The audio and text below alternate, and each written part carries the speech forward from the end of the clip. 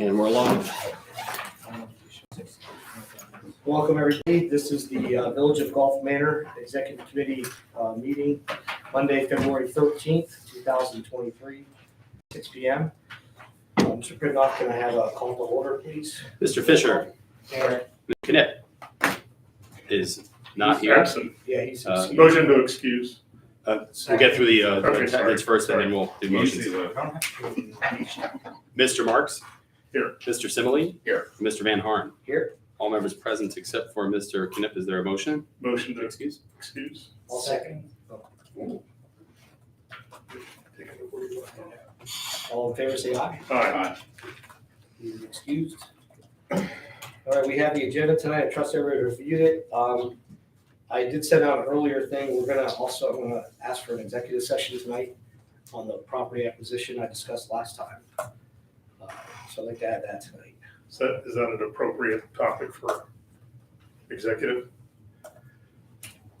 Yes. Does that Well, fall under I community need a motion engagement? first. Need a motion. Motion to go into executive session to, regarding property acquisition. Well, motion to put that down. I'm sorry, is that to be on the agenda? I'm sorry, to add Okay. that to the agenda, I'm sorry. yeah, motion to add that to the agenda. Okay, all in favor, say aye. Wait, who seconded it? Mr. Fisher. Okay, so then there should be discussion before you Okay, ask. all right. And that's Yeah, you're when you would, That's all right, thank you. no problem, sorry. I'm sorry. That's good. Sorry, I was slightly out of order. That's all. Okay, so we have the Is it an discussion. appropriate discussion for, because I saw some emails, this actually belongs under community engagement. What this is a report on the directive I got from the last meeting, which was to dig into the specific thing we were talking about. So should that was at a council meeting though, right? I believe that was in here. I was not here, but so it was a council meeting. What was the date? Okay. That would have been the January 9th. So that was a January 9th meeting. Is Yeah, and I don't see that we, No, January 9th. that in the minutes? I didn't see anything on the minutes regarding that. no, we had an executive session, but that was for a separate discussion. Executive session. The discussion about that property was in council, executive session. Let me check this second. I thought it was. Nope. And again, if the email is correct, this would belong in community Regardless, engagement. if it was brought up last time or not. Right, You feel that has nothing to do with the, executive committee, this is, if you look under executive committee, what we do, this actually falls under a subset of community engagement group, which is this, last time we had a Snyder's. property discussion. Where did it come up? council. An And executive, who brought it up? executive session, council. Yeah, the issue of it being under a community engagement committee has actually not been decided. It's not been decided, so that's not true. I did talk to Mr. Butler today, What's not true? that we haven't decided that it's under community engagement. That's not been decided. Well, that's, do we decide? We don't decide that. Well, under direction of Mr. Hirth, we're supposed to meet with the chair heads, which would be Mr. Fisher, myself, and Ashley. Ashley, and we're going to talk about how these committees are supposed to function. And that's pending business, basically, to get that addressed. So that conversation with the other chair heads It's not happening. has not happened, and it's not part of the executive session that you're asking for. As executive. I mean, like the other chair heads aren't joining the executive session to hammer out who should be talking about this. Say it again.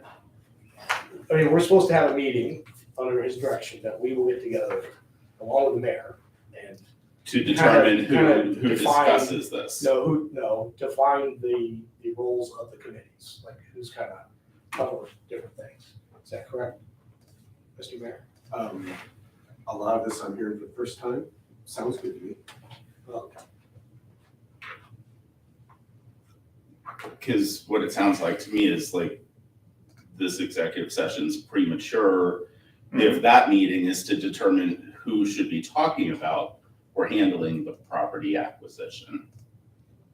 No, I am not recommending anything like that tonight. This is only a report on the discussions that have happened regarding the potential of this. Okay. It's not deciding anything. Okay, so my There only is point there was, is an outcome to it, but it's not at that level. okay, And it's, my only point was is that this was not at the last executive meeting, that this was at council. that's. So that meeting should probably be held with council. Yes, Mr. Mayor. I was gonna say, that sounds like a fair point. What was occurring to me is nothing is voted on in executive session. So you're not really debating who's gonna decide something in one of these things. I No. just bring that to everyone's attention. I think that's clear, but for anyone who's unclear on what executive session. I'm clear on that, I'm just making sure we're following up with the right group from the original discussion, which was not in executive. As best I recall. I can ask for an executive session to discuss the matters of property purchase, whatever the proper wording is. I can get that from our solicitor. And we can do that in the full meeting if there's no objection. I can live with that. But I will say during discussion, I did a fair amount of work and I found a lot of really good, exciting things about this project that I think people will be really happy to hear, so. Okay, all right, I will remove that as a motion. Do I have to? So the motion was made by Mr. Simile, the second was by Mr. Fisher.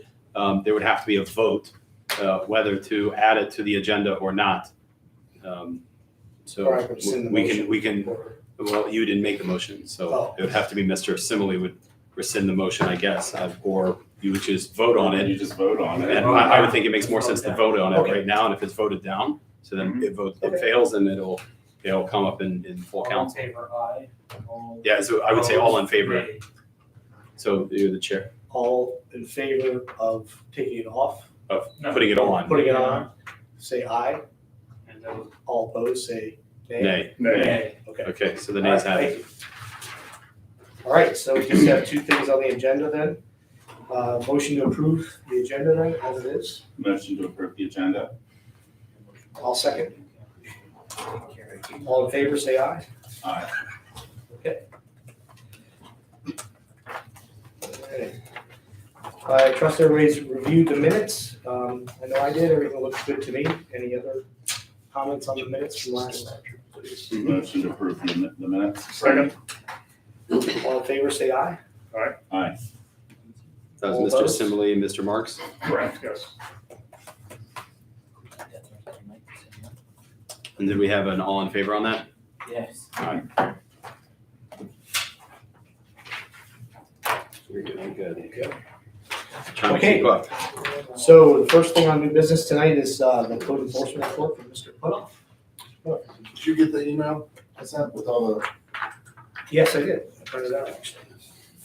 All these. Yeah, so we had opened up 202 cases last year in code enforcement. 40 criminal citations were issued. The, It's a little small. Sorry. the print, yeah. So quick question, does this include the ones were transferred to GMPD, or is this just the ones you? Some of those are included in there because once they're, so when you go into citizen serve and you create, it automatically creates a law case, and I can't do that. Okay, so this includes. So, but the other ones were like, the ones that are emailed to me or people call, those are not included. So this is your summary Is it for just for- 2022. Yeah. This is just on citizens. So the program started last year in mid-March, and this is everything that's been accomplished, what was handed to you from Jill. Well, no, this was a full year for me, because that was 01 or 2021 when I started, and that was mid-March. when I took Okay. over. And how many did you say was total? 202 with 40 criminal citations issued.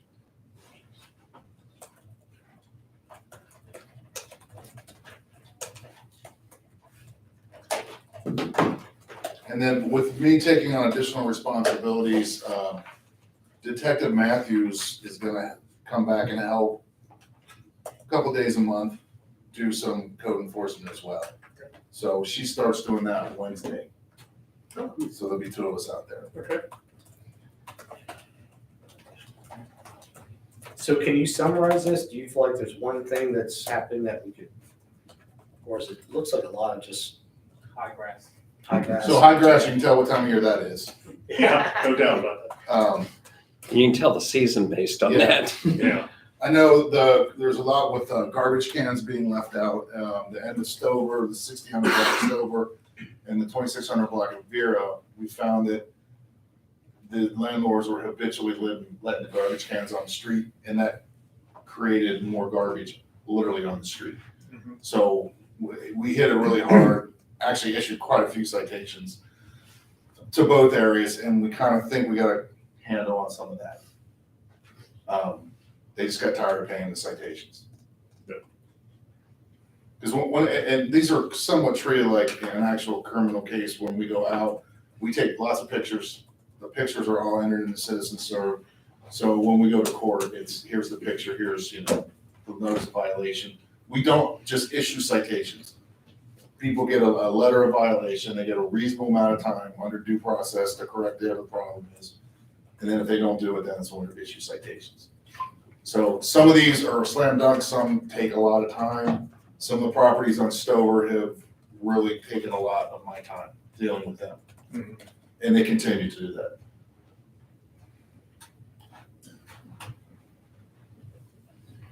I did just condemn a building and ordered it vacated this week, an apartment building that structurally is probably one of the worst buildings I've seen. What streets is that on? It's 6203 Hamel.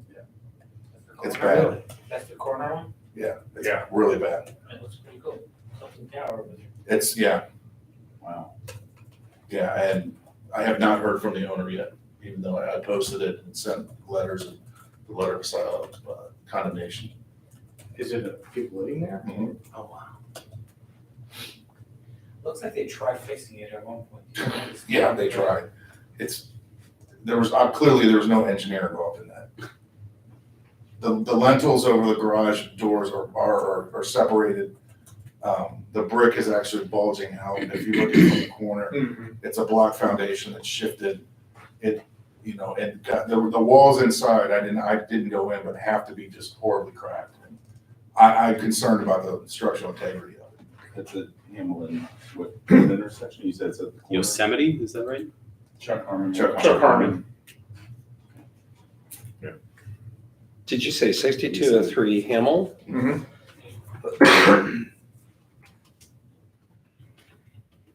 Does anyone have any questions on code enforcement? Just one, sorry. go ahead. I was just gonna ask, who's responsible for servicing the trash can at the corner of the Santa Monica and Rumpke. Cedar Brook? Because that is constantly garbage all over the ground. Where is it again? Well, Cedar Brook and Lozannaville. Rumpke will just empty it. They won't pick up the garbage. I've talked to Dean multiple times from Rumpke about that. Are they servicing it every week? No, that's why I've talked to him multiple times about it. One on Bureau, they service there, the corner of Bureau. How do we rectify? They're that? supposed to, right? Contract. Oh, yeah, they're supposed to take it. It's part of the contract. That is overflowing all the time.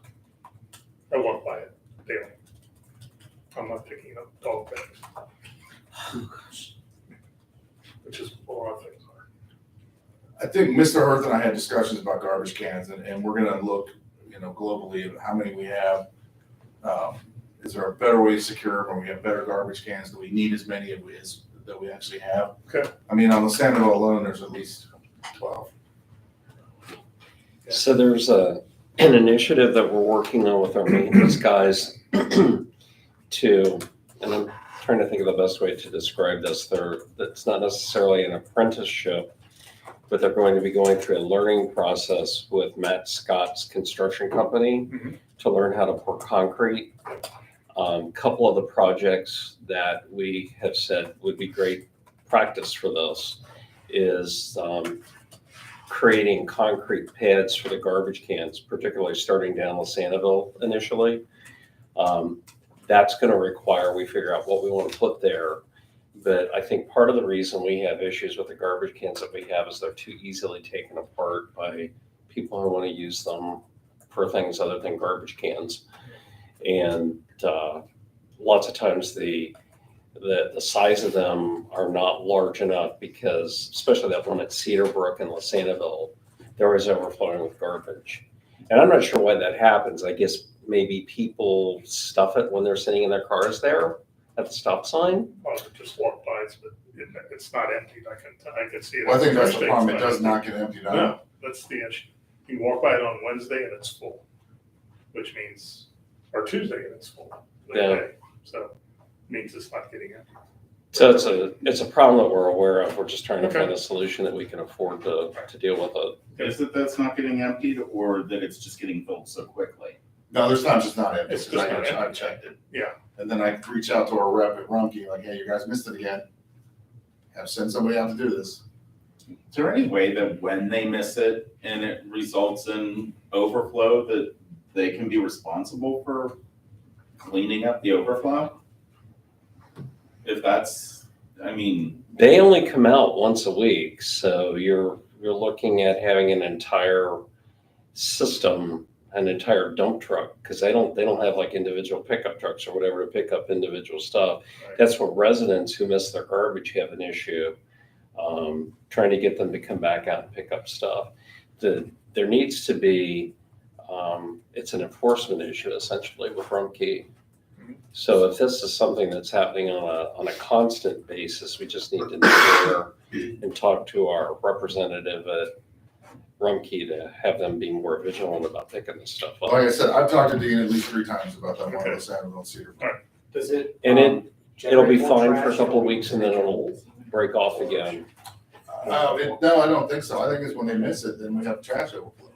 Okay, I wasn't sure if it was, because I think there's a bus stop there, right?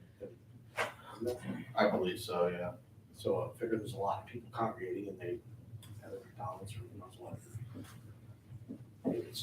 Okay, and then what is recycling solid waste collection violation? Trash cans left out. Okay, That's kind of, can be a myriad of different things. If they, one of the problems we found was when they leave garbage cans out, they would overflow and there'd be garbage on the ground. So it's kind of a catch-all for anything that has to do with garbage recycling, where your cans are, when they get put out, when they get taken back. see if there's that. So bringing Mr. Putoff into this position has been a plus for us because of his knowledge of the village from his service as our fire chief. Also his tenacity and taking care of some of these issues as they happen. When I look at this list, over 3/4 of it has been resolved. And when we were doing this with NIC, as you remember, we were making these lists, but nothing was getting resolved. Everything was always open. I'm sure Chief Kimball can remember those mega lists we used to get. I'm very pleased to see that we have so many things that have been resolved. Mr. Putoff also continues to work on looking for various solutions to take care of some of these issues as they pop up. The real plus for our residents on this is that when there's an issue, it's not somebody just writing orders. He will reach out and will talk with people to try and find a solution for specific things. And that's really kind of the spirit of our code enforcement that we want to continue to enforce. So it's not just a follow the rules and punitive thing. It's we really want people to be compliant. How can we help them do this? And a lot of those cases that don't have close dates, they're intentionally left open because they're habitual offenders. So on my screen, when I log into Citizen Serve, it's right there to remind me, go check them again, and make sure. And I usually, those guys leave up for 3 months before I actually close it out so that I know they comply. Those that you get by email, you put through the system or have you moved back? They either come through, you can log in, a citizen can, and create a complaint. A lot of the stuff is self-generated, stuff I just go out and see. You People, put it into the system? I got it. That was one of them, that's good. And that's just a list that, the police department can print out, Denise, all the citations I wrote. Excellent. Appreciate it, Wayne. So Thanks. the quality of the citations, and I don't know if Chief Campbell disagree with us, but I think when you look at the conviction rate, I think that kind of attests to the accuracy of the tickets being written. Yeah, certainly. And I think the longer this goes, there's more influence of this in the neighborhood that's intrinsic then. Just the fact that you're doing it, you know, a neighbor tells a neighbor, hey, and it starts to get people to pay attention. I would say the lion's share of those citations are written to absentee landlords. That's a fair statement, and there's some that have just habitual. There was a landlord in California that I probably cited, I think, 7 times last year, and he just kept ignoring it. And I finally tracked down the property maintenance guys, and they just came to court. And we dismissed 3, and they paid 3 or 4, whatever it was. So that's the biggest challenge, is trying to find these absentee landlords. Because they put LLCs up on the as the contact in a PO box. Speaks to the importance of the landlord agreement. Okay. All right, anything else, Jim? Nope. Okay, thanks, man. I appreciate your work. Yeah. Thank you, sir. I'm gonna hang around for the tenant landlord stuff too, because that kind of falls on me as well. Okay. All right, the next one is the corporal job description, Chief Campbell. Discussion for the police department. Does anybody need a copy of the job description? I have it here. Online. Here we go. Oh, yes, that's great. Is that all right? Oh, yes, and one that's over here. David. Might apply for this job. Chief, would you like to explain the concept and the rationale for this consideration? Yeah, we're, Real quick, yes. I'm sorry to interrupt you. I did want to just point out that Zach, what's your name? Michelson is here tonight. He is a new appointee to the executive committee. So he's here. He hasn't officially been appointed, but will be the next meeting. So I just want to let you know that he was here and there. We'll appoint him tonight. I wanted to make sure that was pointed out. I'm sorry to interrupt. I probably should have done it at the top of the meeting. Just wanted to introduce Zachary Nicholson and appreciate his initiative in joining the executive committee. I had an opportunity to talk with him, and I'll announce all this at full council meeting, but wanted to make you guys aware that he's not sitting on the committee until after I appoint him, which I'll be doing this evening, but he agreed to come by and kind of check out and see what you guys look like when you're doing your thing. Okay. It gives him a last minute chance to back out. Yeah, everybody be cool. All right, thank you. You're saying it's not too late. Sorry, Chief. I wanted to plug that in, sorry about that. So we're exploring a corporal position. Corporal position is it's a first line supervisor. It's kind of the first step in between patrol officer and sergeant. The first step in the supervision hierarchy. So it would be corporal, then sergeant, then lieutenant, and beyond. The thinking behind this is we have officers that are leaders. We want to recognize that. We want to grow that. We want to reward that. The person that kind of got this discussion going is Officer Blandon. He's expressed interest in leadership. Some people want to be responsible for themselves. Some people want to help out. He's expressed interest in that. We've sent him to some training to let him kind of get his feet wet. He's embraced it. He's requested more. We have more training scheduled for him for May. And I think going forward, this is a position where we can create multiple corporals. So we have supervision spread across multiple shifts. It would give us a pool to choose from when there's another promotion to sergeant versus just kind of following a linear transition. We could have 2 or 3 corporals that can compete for that next spot. And also you get in that supervising area, you might realize this isn't quite what I thought, or I want more. So it lets them take that first step, and then we know whether or not it's appropriate, and if they want to look to move on to that next spot as well. The pay structure would fit within what we have established already. There would be an increase because of the increased responsibility and liability, but it's nothing beyond our reach. We worked on a job description you guys have in front of you. The corporal still is basically in patrol, doing all the police work, but then they just have extra responsibilities described here, and also requested, based on the needs of the PD, what we need them to do. Could be reviewing reports, follow-ups, things like that. But I think it's a good step in strengthening our progression with leadership within the PD.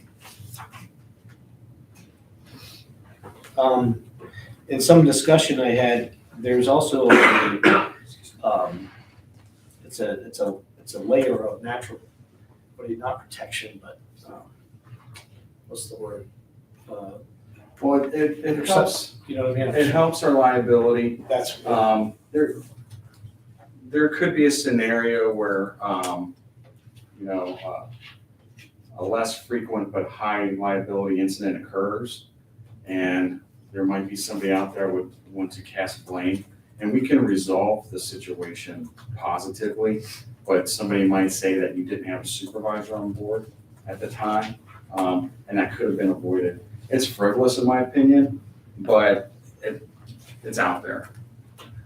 So an example, we can have Officer Mullen, who's our senior patrolman, on shift on 3rd shift. He's got 20+ years. But if there's not technically a supervisor, somebody might try to pull that string to see if they can get something out of us. If we have formal established corporal positions, we can spread those around, just limit some of that. And this is not uncommon No. in the police world. Yeah, many departments have a stable of corporals, multiple corporals. And it's, like I said, it kind of lets you dip your toe into that leadership role, experience what it's like to be responsible for something happening at work while you're home asleep. And then you get to measure that person, and they get to measure themselves and see if they want to take that next step. It is that often, like, this is maybe naive, but like if there's an incident where you're gonna need a second officer, it'd be an officer that was on duty, and possibly then a supervisor, either corporal or coming into that, to follow up on that call too. Is that kind of- Well, I mean, the way we work is we respond anyway, but you have somebody right there that's kind of tasked with taking charge. And a lot of times we're contacted at home, depending on the scope of the incident. I don't like when my phone rings when it's dark. Usually it's intercepted, between the layers, around me with the sergeant, lieutenant spot. But we have incidents where we call people in. Detective Matthews has been called in as well, just depending on what the circumstances are.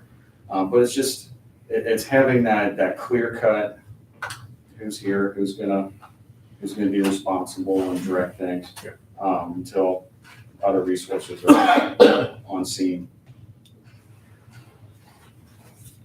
And I don't know much about Mr. Blaine, but I've heard good things, and also he's been here 5 years, right? Yes. Of course, so it's, so we know pretty well. Yeah, he's grown into that role. He embraces it. He We sent him to be a range instructor. So he's already kind of had, experience in instructing and directing other people. He's embraced it. He doesn't shy away from it. This just kind of formalizes and rewards him and recognizes him and gives him a clear path to that next step. And then others as well. There might be a newer officer that can see that there's this opportunity in front of them and lean into it. We want that. So from an organizational development standpoint, this is kind of the third point in our program to increase and improve the police department. We've done it through salary. We've done it through making sure that we have the best employee benefits that the village can afford for our employees. And then the third piece of this is succession planning. So as we've had positions that become available, there's always an oh my gosh component to it that we need to be prepared for when openings happen. And one of the things that could limit us as an agency for people having an interest in working at Gulf Manor is what is the career progression when you come here? Are you going to be a patrol officer for a long period of time, having leadership positions we have? It's a balance to make sure that we're not top heavy in leadership. But I think with some of the things that we've seen socially that communities are being tasked with and challenged with supervision, with incidents and those kinds of things, this is just a natural progression to add this type of position.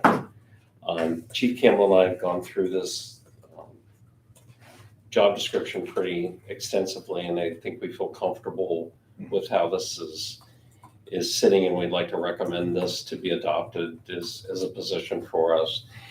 The other piece of this is my opinion, when we are looking at promoting someone into a leadership position, I think it's an opportunity for celebration. It's an opportunity for reward. It's also on the other side of it an opportunity for us to learn about these people that we're putting into our leadership positions. So I think there needs to be an opportunity for any candidate for something like this to interact with some members of council, maybe some members of the community before a promotion like this is made. Not to delay anything, but just so people start learning who these people are. And this is also a challenge to someone once they're promoted, because they need to start interacting with all of you, with all of us in the administration, and with the rest of the employees in the village. We do that, but it changes as you become a supervisor.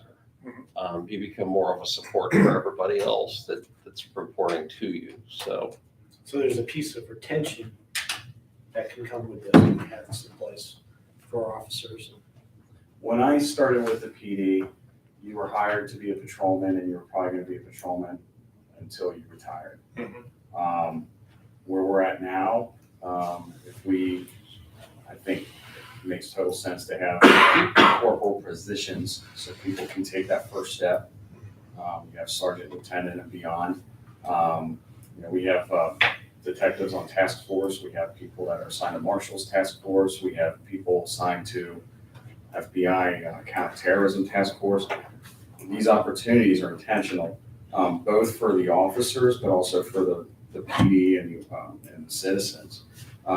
We have a small department, and I always say, with a really big room. Members of our PD have access cards to the FBI building in Kenwood that can go in for briefings. All these things, I think, lend to retention. So interesting thing, I heard this a couple weeks ago from somebody outside Gulf Manor that's knowledgeable about police. And they said to me that, do you know that if you get hired by, let's just say, a really big police force, they basically said that's what it's like, is you're a patrolman and you start there and you're maybe writing speeding tickets or like maybe it's traffic ticket, or made it sound like that's what you do for a long time in a bigger force. And he said that Gulf Manor officers, because it's a small force but doing a lot, which is what you just said, they get a lot more exposure quickly and they're attractive for other forces to hire. We And I was like- definitely, I was like, holy make cow, no one's ever marketable, said that to me. Yeah. You know, we definitely make marketable officers. yeah, I've had chiefs tell me, I hate to do this to you, but you guys prepare really good people. So this is part of holding on to these people. I was proud to hear that shocked, like if no one had ever put that It's a good problem to have, but it's a problem. Yeah, I don't yeah, like yeah, losing yeah. people. We had the same thing in the fire department. Holding people.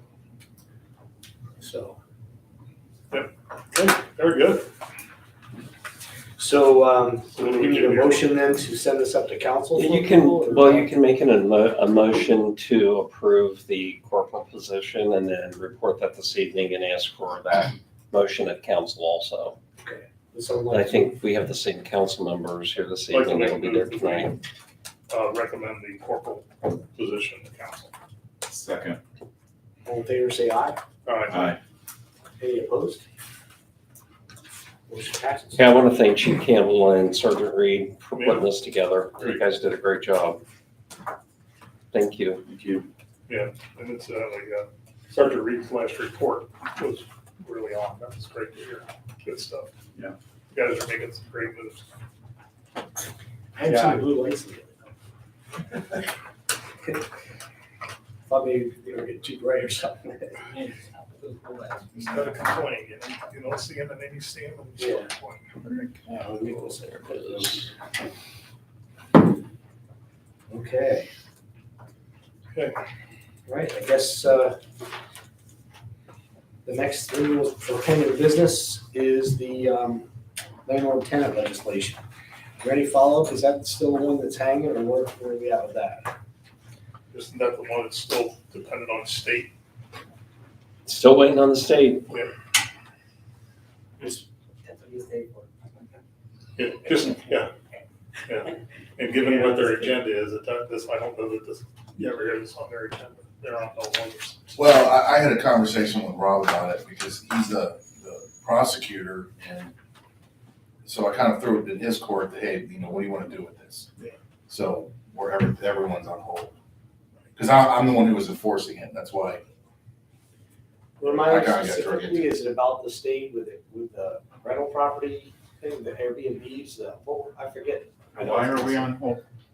Waiting on this? Well, Mr. Donnelly said he didn't want to draw up a bunch of legislation, knowing that the state is in the process of doing the same thing. And then Yeah, okay. the possibility is we get stuck rewriting a bunch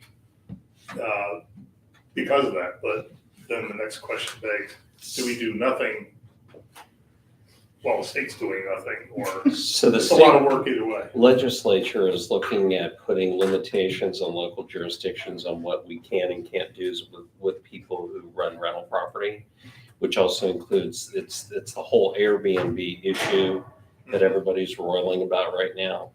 And the legislature still has not brought this to the agenda to have a discussion about it.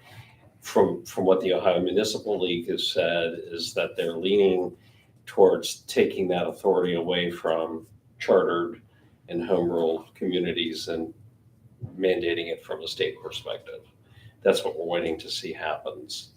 And So- the question is whether or not that will cover like just Airbnb, but also spill over into rental. Everything, yeah, because right now, we have the ability to control rentals because they're business that's conducting within our jurisdiction, but that could change. So, the things that we need to be doing currently are actively pursuing our vacant building licensing, which bringing on Officer Matthews to help Mr. Putoff in the code enforcement piece will help us be able to do that going forward. That's gonna take a couple of things off Jim's plate that is time consuming right now. In addition to that, we're continuing to, trying to think of a good way to, I wanted to say pound, that's not a good word. We are looking at consistent enforcement with some of the offending rental units that we have in the village. And there's a couple of them that are coming to a conclusion, hopefully soon. And I know that there were some meetings that were potentially happening in either this week or next week. I don't know if those have been scheduled yet with owners of those properties. Well, it's the mortgage holders, the owner, they haven't been able to find. The mortgage holders apparently have expressed an interest in wanting to save the buildings. And I've not yet heard from, Rob gave him my number, he has a contact, and I've not heard from him yet. Legal counsel continues to work with that to get that resolved, so we'll get there. It just seems like it's taking a long time, but we will get there. Is there anything we could do, I'm just asking the question, that is so scary from the state stuff, but that still moves us a step forward And which topic? on the, well, either one, landlord, tenant, or, I mean, Rental property. yeah, general, I mean, issues without regarding being a rental. big to-do, but maybe something to give you a little bit of, I don't know. Well, I don't want to speak out of turn on it, but to me, it seems like we could still send letters requesting the tenant landlord information. And it's just, we wouldn't go and cite these people if they didn't comply. So if they voluntarily give us the information, great. If not, then we need to wait and see what the state's gonna do.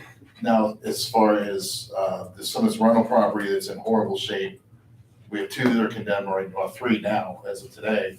I believe there's another way other than going and looking for relief in the courts. I believe, and I talked to Rob about this, that the council if I go and condemn something, it's a temporary condemnation.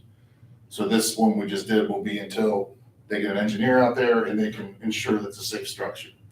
If it's not a safe structure, because my order is only temporary, Rob is under the impression that the council, under ordinance, can vote to condemn the property. That's what he relayed to me. And he says it takes all of this other stuff out of the picture, makes it much more streamlined. Okay. So I think that's something we would look at down the road in doing, especially with this last property that was condemned. And I can reach out to Rob and talk to him and see how he wants to do that. And there's Rob. Oh, there he is. Speaks of that. We talked about how to condemn properties, like going to the courts. I'm sorry. Condemn. Yeah, there's a statutory scheme for condemning properties. We did it several years ago, rather than going through the courts. Provides notice. Notice is the key to it all, but you could do it without filing a suit. Yeah. I just condemned another one, so we should probably, Pardon? I just condemned another one, so we should probably. You should talk. Yes, you should. I think he showed up. So is that an actionable step that we can kind of do, to get us in that, at least move a step forward, regardless of the state? Well, Or, for the vacant landlord? Yeah.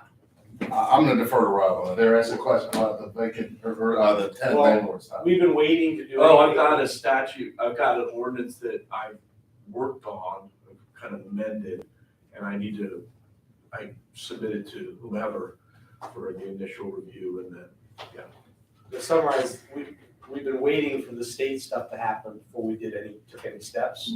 After our discussion, I just raised, is there one little thing we can do without making it a big, challenge in case the state's gotta change it, and that's to what. do. So Mr. Donellan had advised that because the state legislature in the last session was weighing in on control of Airbnbs and rental properties in general, the Ohio Municipal League was working on legislation or working to try and determine when legislation was going to happen on those things. We had delayed doing our landlord control rental legislation because of that. Okay. And that's kind of the process we're waiting for right now, is to see what happens with the state. Okay. I don't know if that has come up on the agenda yet at this point. No, not with me. Hold on.